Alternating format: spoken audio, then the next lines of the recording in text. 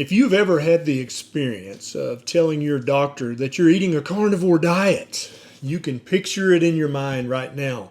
Their pupils dilate, their face gets red, their blood pressure and their cortisol levels spike, and they become very emotional, and they start to tell you immediately that you're crazy, you've joined a cult, and you're going to die prematurely. In this video, I'm going to tell you why your doctor becomes so irrationally emotional when you tell them you're eating a carnivore diet and what you can do about it in the future. Currently around the world, over 1 million people are eating a carnivore diet. Some of them have been eating carnivore for over a decade. That's 10 years. I'm Dr. Ken Berry, and in this video, I'm going to tell you why your doctor hates a carnivore diet and what you can do about it. Now, the reason that your doctor becomes so irrationally emotional when you say, hey, I'm eating only meat, eggs, and maybe seafood, is because of multiple reasons. And I'm going to go through those reasons in this video. First of all, it's not because they're evil. It's not because they're bought off or paid off. It's not because they're part of the conspiracy. They're just dudes and chicks, and this is one of the most important things that you have to understand about your doctor. Your doctor's not a demigod. They're not somehow a notch above you. They just went to school for a long time to learn about health and medicine. They learned very little, however, about nutrition, if anything at all, in medical school and their medical training, and that leaves them very susceptible to what I call arrogant ignorance, which means that you know just enough to think that you know lots of other things that you don't actually know. And that's where many doctors fall into today. And I'm going to tell you at the end of this video some tips and tricks of how to get around this, or how to find a doctor who doesn't lose their shit if you tell them that you're eating meat and eggs only. So here are the reasons why your doctor freaks out when you tell them you're eating a carnivore diet. Reason number one is they're afraid you'll get scurvy or some other vitamin or mineral deficiency, because they have been taught, not by nutrition experts, but by mainstream media and perhaps by their mother or their next door neighbor, that fruits and vegetables have the highest nutrient density of any food you can eat. Now, if you've been eating carnivore for a while and watching my videos and other doctors' videos in the carnivore space, you know without a doubt that meat is the most nutrient-dense food on planet Earth. Fresh meat has enough vitamin C to keep you from ever developing scurvy.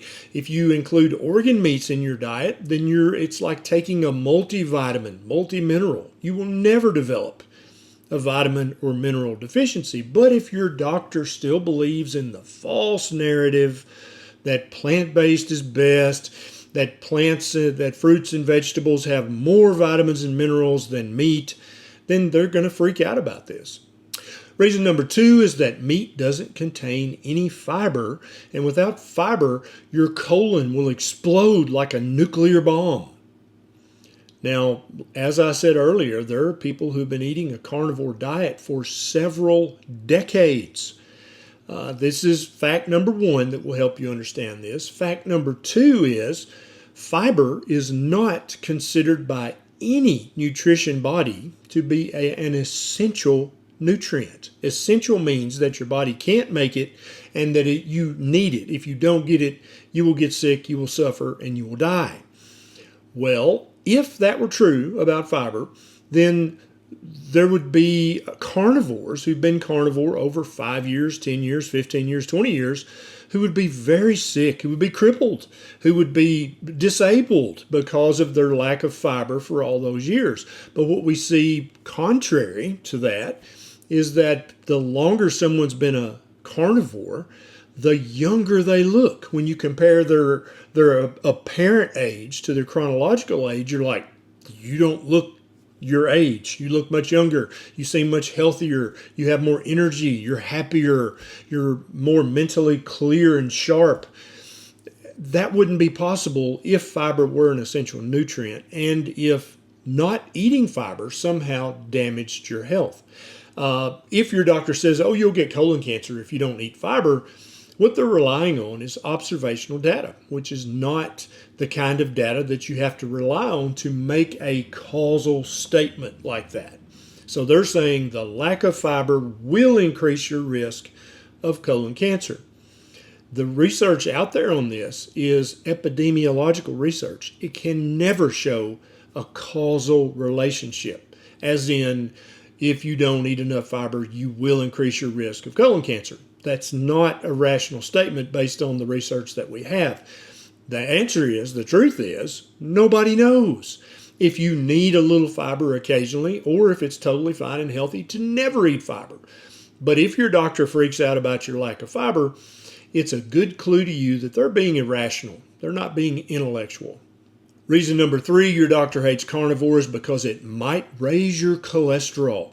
Now, the truth of this is if you took 100 people and put them all on a very high-fat carnivore diet, about 1/3 of them, their cholesterol would go down. About 1/3 of them, their cholesterol would remain stable, and about 1/3 of them, their cholesterol would increase. And about 1 to 5% of them, their cholesterol would just go off the chart increase. Those are lean mass hyperresponders.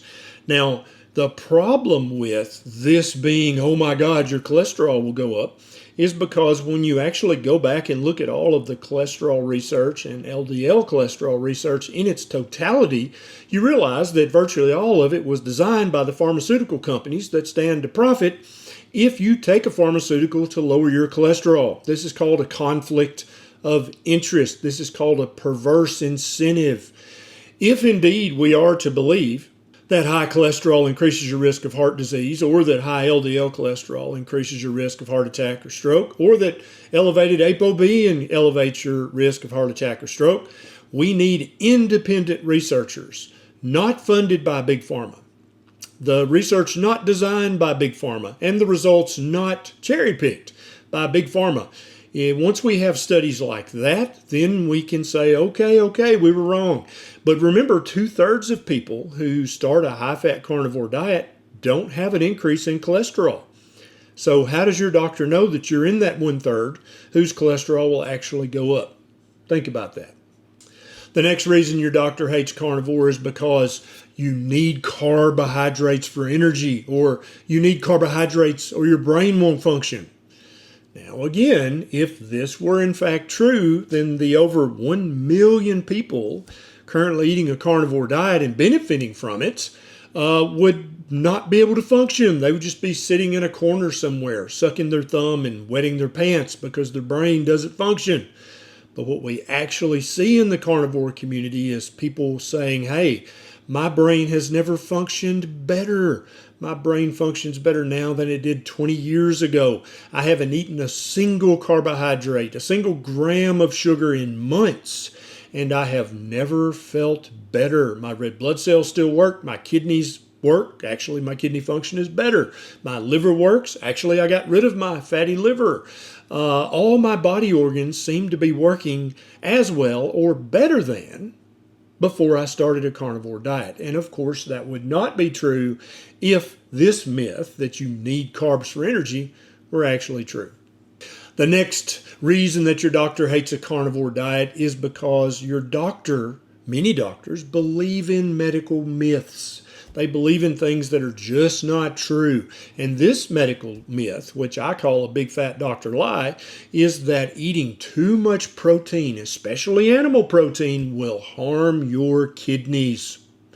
Now, if this were true, then the million carnivores who've been doing this for years, they would have destroyed their kidney function. They'd all be on dialysis, millions of them, right? But that's not what we see. In fact, what we see in the carnivore community is that people who already have some degree of chronic kidney disease, CKD, whether it's stage 1, stage 2, stage 3A or 3B, when they adopt a carnivore diet and stop eating all the fruits and vegetables that the American Diabetes Association tells them to eat, their kidney function actually, wait for it, improves. Yes. Their EGFR gets better, their creatinine gets better. If they check a cystatin C, it's improving. All these kidney markers, these lab values that speak to kidney function, actually improve on a carnivore diet. Animal protein is not bad for your kidneys. Your kidneys are actually made out of animal protein. They are animal protein. That's what they are. And so this is just another reason, another irrational reason that the arrogantly ignorant doctor might freak out that you're eating a carnivore diet. The next reason your doctor might freak out if you tell them you're eating a carnivore diet is that you're not going to be getting any of the magical phytonutrients that occur only in plants. There's a long list of these phytonutrients, and plant-based cardiologists mainly love to talk about these phytonutrients. You may have heard of resveratrol, and there's many, many others. And that, oh my God, you got to have these phytonutrients or you'll somehow get sick, suffer, and die. Well, two things. First of all, none of these phytonutrients are essential. The National Institutes of Health don't list a single phytonutrient as essential. And remember, essential means that you can't make it, and if you don't get it in your diet, you will get sick, suffer, and die. Not a single one of these phytonutrients fits the bill. And also, many of these phytonutrients, also known as phytochemicals or phytotoxins, actually contribute to inflammation in some people's bodies. And so that's number one. Number two, again, back to that million-member strong carnivore community. If they were becoming deficient in some magical phytonutrient, you would see this. Their skin would be all wrinkly and saggy and old. They would lose all their muscle tone. Their bones would become very brittle. They would have osteopenia, osteoporosis. They would develop severe liver disease, severe kidney disease, heart disease, brain disease. But you don't see any of that. What you actually see in the million carnivores out there around the world is that chronic diseases actually improve. They become less severe on a carnivore diet. Once again, just a common sense way of looking at this. If it were in any way dangerous, there would be lots of disease, death, and destruction in the carnivore community, but we just don't see that. Another reason some doctors might freak out if you tell them you're eating a carnivore diet, especially doctors who truly have bought into the plant-based is best myth, is that if you eat too much meat, it will make your body acidic. Now, in truth of fact, there's not many doctors out there who say this, because if you say such a thing as this, that eating meat will make your body too acidic, or you need to eat more fruits and vegetables to make your body more alkaline, you have just revealed to your patient, if you're a doctor and you say this to a patient, you have revealed your abject ignorance of basic human physiology. If the patient knows anything at all about basic human physiology, they will now know you, doctor, are an idiot, or at least ignorant, which means you're still educable, but you better get on it because AI is coming for your job if you keep saying dumb shit like that. And the last reason your doctor might freak out if you tell them you're eating meat and eggs and fish only is because they're afraid you'll destroy your gut microbiome. Now, I'll be the first to admit that your gut microbiome, these are the bacteria, also the viruses and fungi that live in your colon. There's trillions of them, and they're probably very, very important. But what many doctors reveal to you when they say something like the carnivore diet will destroy your gut microbiome is they don't know shit about shit. And what I mean by that is that yes, the microbiome in your poop, in your large intestine, is probably very, very, very important, but we currently don't know even 1% of what there is to know about it.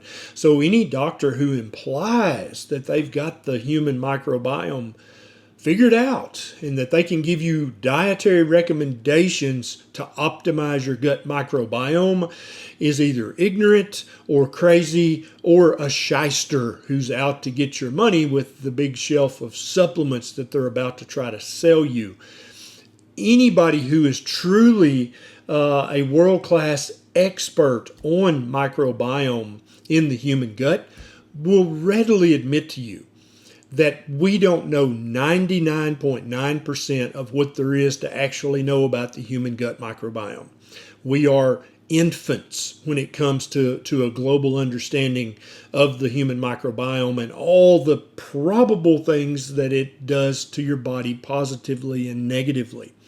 Hopefully one day we'll understand that. I predict it'll take artificial intelligence to ever understand all of the ins and outs of the human gut microbiome. So if your doctor says this, they don't know what they're talking about.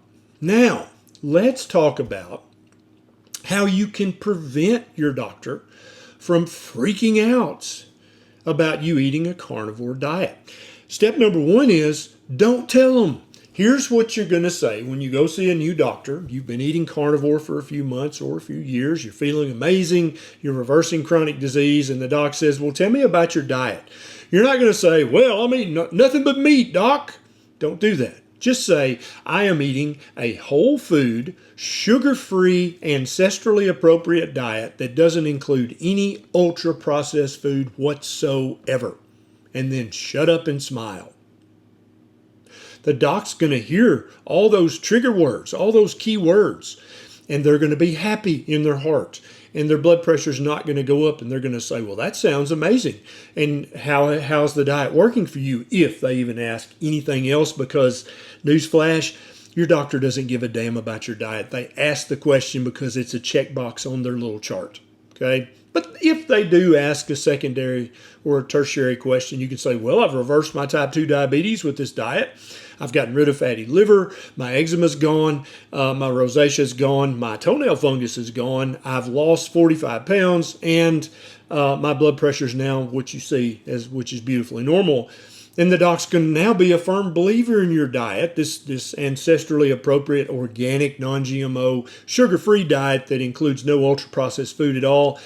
That's the literal definition of keto, ketovore, and carnivore. But don't say the K word or the C word, or you'll trigger your poor, ignorant doctor.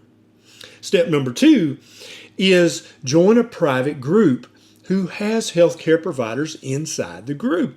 Because very, very often you don't actually need a doctor.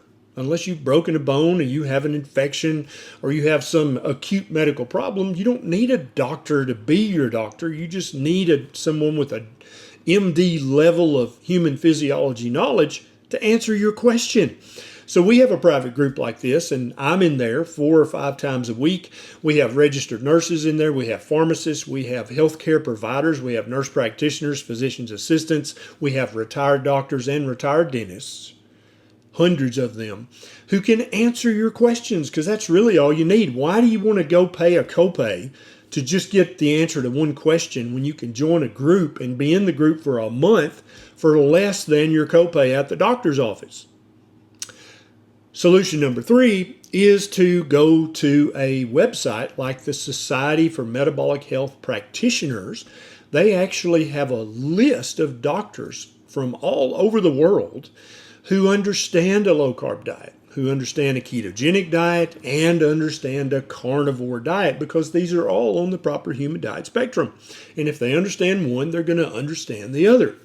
And then you can pick a doctor, and even if you have to drive an hour or two or see them remotely instead of in person, you can do that.